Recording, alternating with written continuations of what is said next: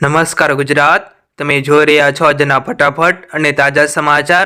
તો આગળ સમાચારની વાત કરીએ તો હવામાન વિભાગે જણાવ્યું કે ઉત્તરાયણના દિવસે રાજ્યમાં સારો પવન ફૂંકાશે તેમજ 15 થી 20 કિલોમીટર પ્રતિ કલાકની ઝડપે આ પવન ફૂંકાશે।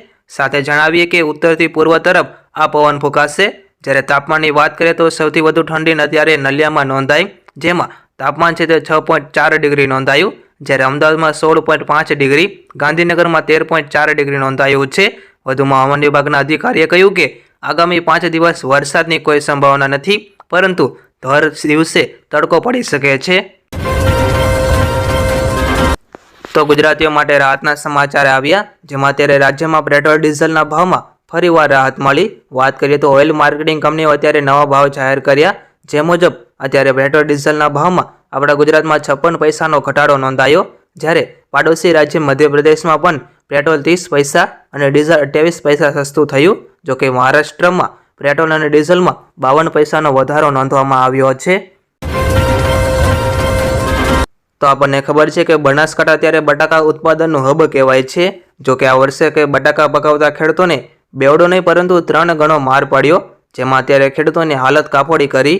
વાત કરીએ તો ચાલુ વર્ષે અત્યારે ઠંડીની શરૂઆત થોડી મોડી થવાથી અને મોટા પાયે બટાકાના પાકમાં સુકારાનો રોગ લાગુ પડવો છે, જેના કારણે અત્યારે સમગ્ર જિલ્લાનું બટાકાનું ઉત્પાદન પ્રમાણ નીચું ગયું। તો બીજી બાજુ વાતાવરણ અને ઠંડીમાં ઉતાર ચઢાવને કારણે આગોતરો અને પાછોતરો પાક એકી સાથે પાકી ગયો છે। જોકે હવે આગામી સમયમાં બટાકાના ભાવમાં વધઘટ પણ જોવા મળી શકે છે। તો એક મહત્વના સમાચાર આવી રહ્યા છે કે ગુજરાતમાં આગામી દિવસોમાં અમૃત ભારત ટ્રેન શરૂ થઈ રહી છે, જેમાં સેમી હાઈ સ્પીડ અને નોન એસી અમૃત ભારત ટ્રેન શરૂ કરવામાં આવનાર છે। ત્યારે અત્યારે આ ટ્રેન વંદે ભારત જેટલી સ્પીડમાં અમૃત ભારત ટ્રેન દોડશે, જ્યારે હાલ અમદાવાદમાં અમૃત ભારત ટ્રેનનું ટ્રાયલ પણ અત્યારે ચાલુ થઈ ગયું છે। જોકે અત્યારે વંદે ભારત ટ્રેનની સરખામણીએ અમૃત ભારત ટ્રેનનું ભાડું ઓછું રહેશે, જ્યારે આ ટ્રેન ઓરેન્જ કલરની રહેશે અને આ ટ્રેનને અમૃત ભારત એક્સપ્રેસ અત્યારે નામ આપી દેવામાં આવ્યું છે। તો આગળ આજના ખેડૂત સમાચાર આવી રહ્યા છે કે 2 દિવસ ભાવ ઉંચકાયા બાદ ફરી ડુંગળીમાં અત્યારે નરમાઈનો માહોલ જોવા મળ્યો, જેમાં અત્યારે સમગ્ર ગુજરાતમાં વાત કરીએ તો 405 રૂપિયા છે તે ઊંચામાં ઊંચો ભાવ બોલાયો હતો।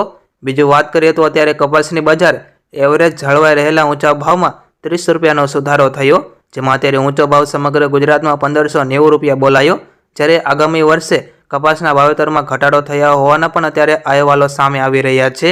વાત કરીએ તો ડુંગળીની નિકાસબંધી હટાવવા અત્યારે સરકાર ચર્ચા કરે તેવી પણ અત્યારે શક્યતા અને એવા અહેવાલો સામે આવી રહ્યા છે।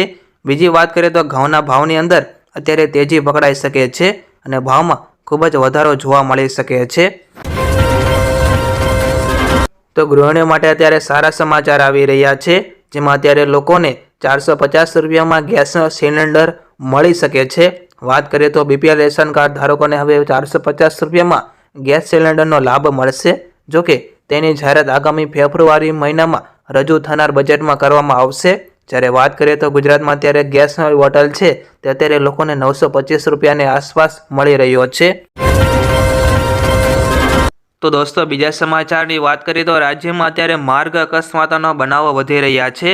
ત્યારે અત્યારે ગુજરાત સરકારે એક મહત્વની જાહેરાત કરી, જેમાં રાજ્યમાં કોઈપણ સ્થળે કોઈપણ વ્યક્તિ માર્ગ અકસ્માતમાં ઇજાગ્રસ્ત થાય છે તો તેને નજીકની સરકારી કે ખાનગી હોસ્પિટલમાં તાત્કાલિક સારવાર આપવામાં રાજ્ય સરકાર તરફથી ₹50,000ની સહાય આપવામાં આવશે અને ઇજાગ્રસ્ત વ્યક્તિને 48 કલાકમાં જ વિવિધ જાતની તમામ પ્રકારની સારવાર મળી રહે અને તેનો જીવ બચી જાય તે હેતુથી સરકાર અત્યારે આ રકમ સીધી જ હોસ્પિટલને આપશે અને આ યોજનાનો લાભ તમામ લોકોને અત્યારે આપવામાં આવશે। તો અત્યારે ગાંધીનગર મહાત્મા મંદિરમાં હાલ વાઇબ્રન્ટ ગુજરાત સમિટી ચાલી રહી છે અને આ દરમિયાન અહીં ગાંધીનગર ટ્રેડ શોમાં ઇલેક્ટ્રિક વ્હીકલ પણ એક જ અલગ આકર્ષણ ઊભું કર્યું, જેમાં ગાંધીનગર ટ્રેડ શોમાં ઇલેક્ટ્રિક વ્હીકલ તરીકે ટ્રેક્ટર જોવા મળ્યું। સાંભળીને નવાઈ લાગશે, પણ હવે 2, 3 અને 4 વ્હીકલ સાથે ટ્રેક્ટર પણ આવી ગયા, તેમજ એક ખાનગી ઇલેક્ટ્રિક કંપની દ્વારા આ ટ્રેક્ટર બનાવવામાં આવ્યા છે, જેમાં અત્યારે ટ્રેક્ટરનો ઉપયોગ કરતા ખેડૂતોને 3 કે 4 હજારના ઇંધણનો ઉપયોગ કરે છે, તેને બદલે હવે 20 થી 30 રૂપિયામાં તમારું કામ પતી જશે। એટલે કે ખેડૂતને સીધો અને અધિક ફાયદો મળશે। જે તે નાનું ટ્રેક્ટર છે તે 6 લાખ રૂપિયા અને મોટું ટ્રેક્ટર 13 લાખ આસપાસની અત્યારે મળી રહ્યું છે।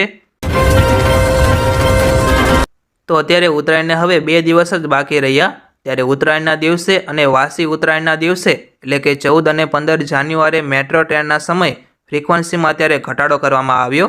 જ્યારે આપણે જણાવીએ કે 12 મિનિટે મળતી અત્યારે મેટ્રો ટ્રેન આ 2 દિવસ 20 મિનિટે મળશે। ખાસ અમદાવાદની અત્યારે નોંધ લેવા સરકારે આગ્રહ કરવામાં આવ્યો છે।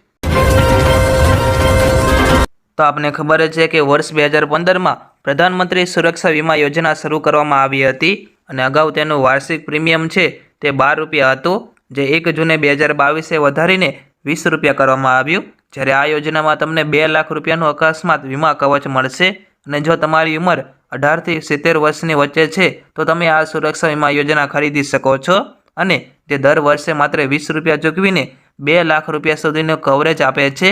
જ્યારે આ વીમાનું પ્રીમિયમ 1 જૂનથી 30 મે સુધી માન્ય રહેશે। તેમજ સૌથી સારી વાત એ છે કે આ પોલિસી મેળવવી અત્યારે ખૂબ જ સરળ છે। જ્યારે તમે કોઈપણ બેંકની શાખામાં જઈને અથવા તમારી બેંકની નેટ બેન્કિંગ દ્વારા ઘરે બેસીને આ યોજના હેઠળ અત્યારે પોલિસી લઈ શકો છો।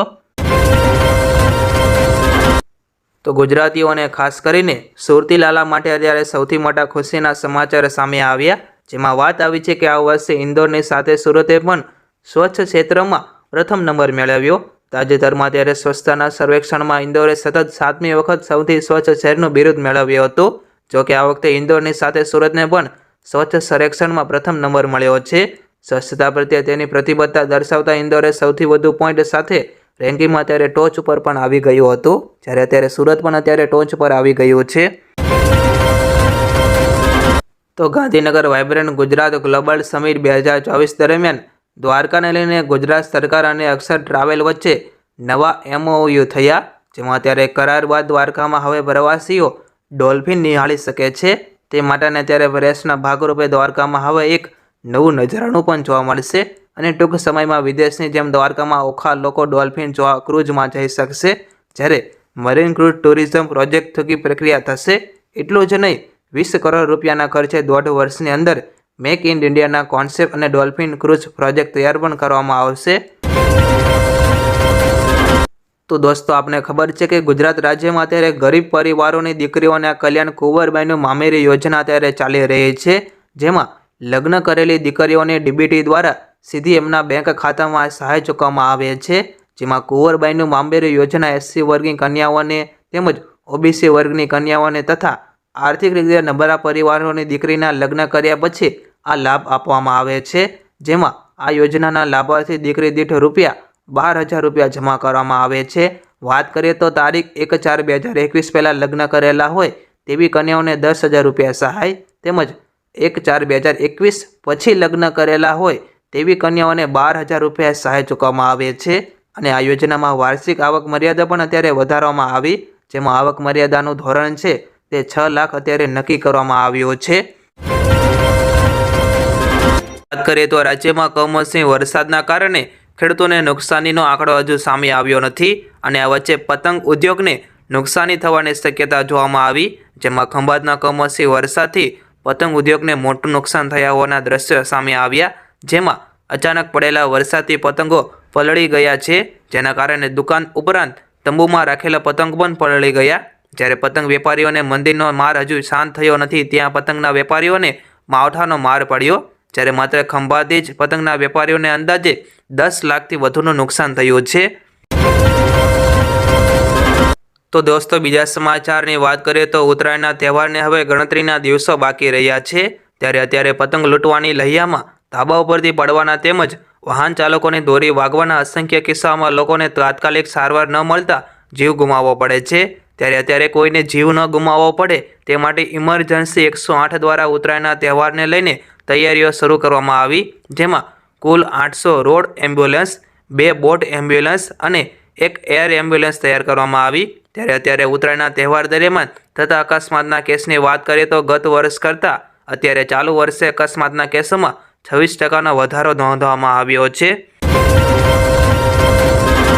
તો ગુજરાત ગ્લોબલ વાઇબ્રન્ટ સમિટ 2024માં ગઈકાલે પ્રધાનમંત્રી મોદી દ્વારા સંબોધન કરવામાં આવ્યું, જેમાં સંબોધનની શરૂઆતમાં PM મોદીએ 2024ના વર્ષની શુભકામના પાઠવી હતી અને પ્રધાનમંત્રીએ પોતાના સંબોધનની શરૂઆત કરતાં કહ્યું કે આ નજીકના ભૂતકાળમાં ભારતના આઝાદીના 75 વર્ષ પૂરા થયા છે વધુમાં તેમણે કહ્યું કે અમૃતકાળમાં પડેલી આ વાઇબ્રન્ટ સમિટ છે અને પ્રધાનમંત્રીએ આવેલા મહેમાનો ગઈકાલે સ્વાગત કર્યું અને સ્વાગત કરતાં કહ્યું કે યુએઈના રાષ્ટ્રપતિનું આયોજનમાં આવું અત્યારે ખૂબ જ ખુશીની વાત છે. તેમજ ભારત અને યુએઈ વચ્ચે આત્મીયતા સંબંધ પણ છે. સાથે તેમણે આફ્રિકન યુનિયનને પણ સ્થાયી સદસ્યતા, ભારત આફ્રિકા વચ્ચેની મિત્રતાની વાત પણ કરી હતી. તો અમદાવાદમાં એમસી દ્વારા રિવરફ્રન્ટ ખાતે દર વર્ષે જેમ ચાલુ વર્ષે પણ કરોડો રૂપિયાના ખર્ચે ફ્લાવર શોનું આયોજન કરવામાં આવ્યું હતું. ત્યારે ફ્લાવર શોમાં અને આકર્ષક સ્કલ્પચર પણ બનાવવામાં આવ્યા હતા. જ્યારે એમસી દ્વારા જ આયોજન કરેલ ફ્લાવર શોએ રેકોર્ડ બનાવ્યો, જેમાં લોંગેસ્ટ ફ્લાવર સ્ટ્રક્ચર માટે અમદાવાદ ફ્લાવર શોને ગિનિસ વર્લ્ડ રેકોર્ડમાં સ્થાન મળ્યું. અગાઉ આ રેકોર્ડ છે તે 166 મીટરના ચીનના નામે હતો. ત્યારે 31 ડિસેમ્બરથી 15 જાન્યુઆરી સુધી ચાલનારા ફ્લાવર શોમાં 11 દિવસમાં કુલ 5,73,000થી વધુ ટિકિટનું